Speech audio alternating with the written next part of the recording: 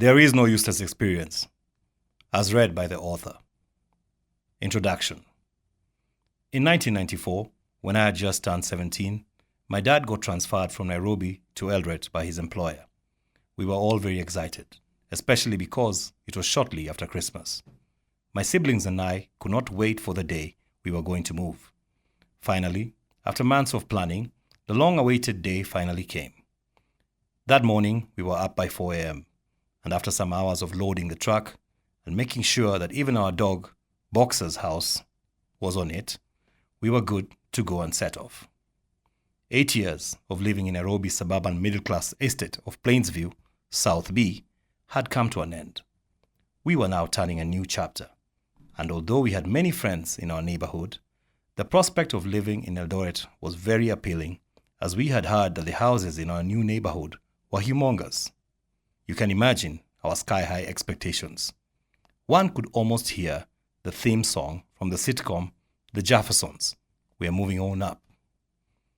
After a long and arduous journey, we got to Eldoret at about 4 o'clock in the evening.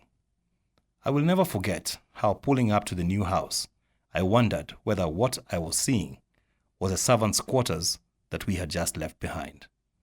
It later dawned on my siblings and I that this was the actual house.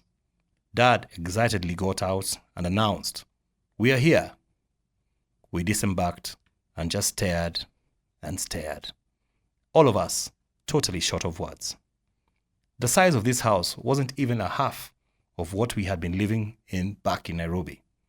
The bedrooms were so close, they looked like they had crossed their legs over each other. The compound was big, but largely empty except for this building that looked like a small chapel in a large parking lot. In short, I hated it. That particular rigidity to change is what inadvertently led to the first words in this book.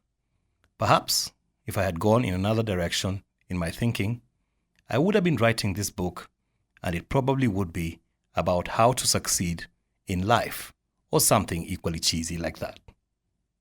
But here we are with this book and my stories that have become the footprints of my experiences in life.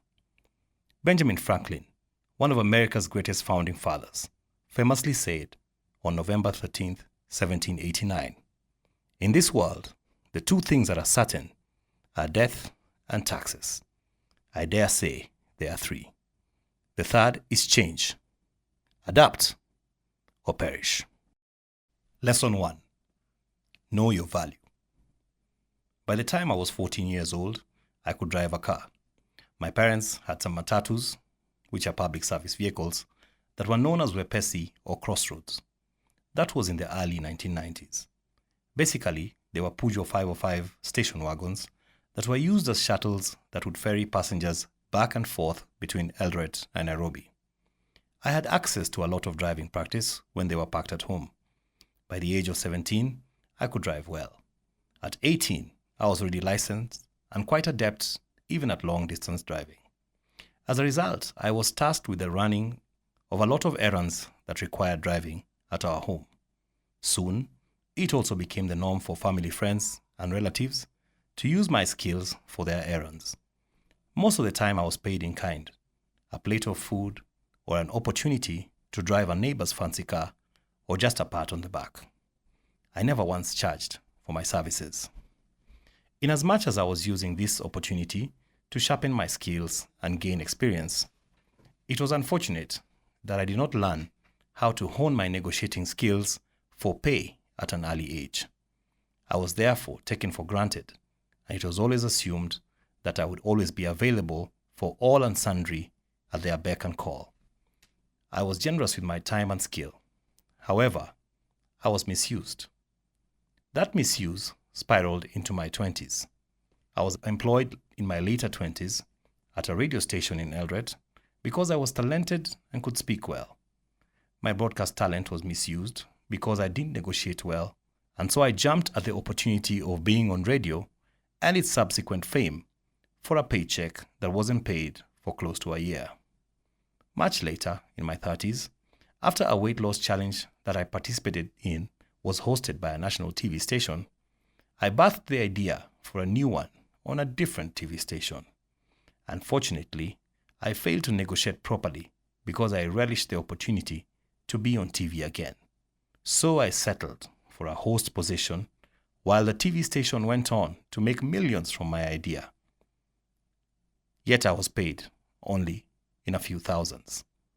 The realization hit me hard in my mid-30s. I had never learned to trade on my value. It is common when one is young to desire or feel obliged to do favors for people because they are in a position of power or are older or are people you respect.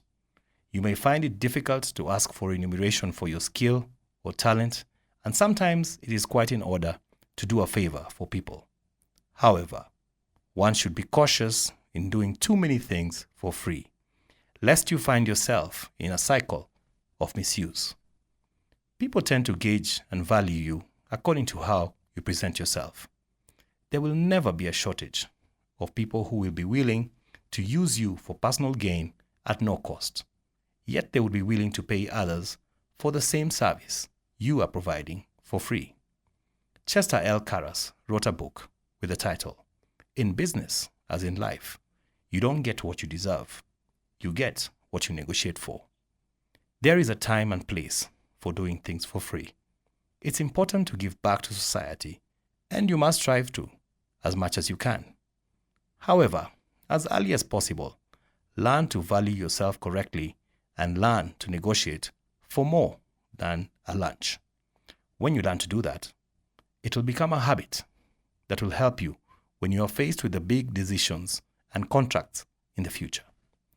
Many are the young job applicants that were asked about their expected salary at an interview and failed to negotiate well, only to find out later that the same company paid so and so much more than they asked for. Many times, young or new service providers gave quotes for their services for half the price that the event organizers had previously paid double for. Know your value. It is the first step to getting what you want.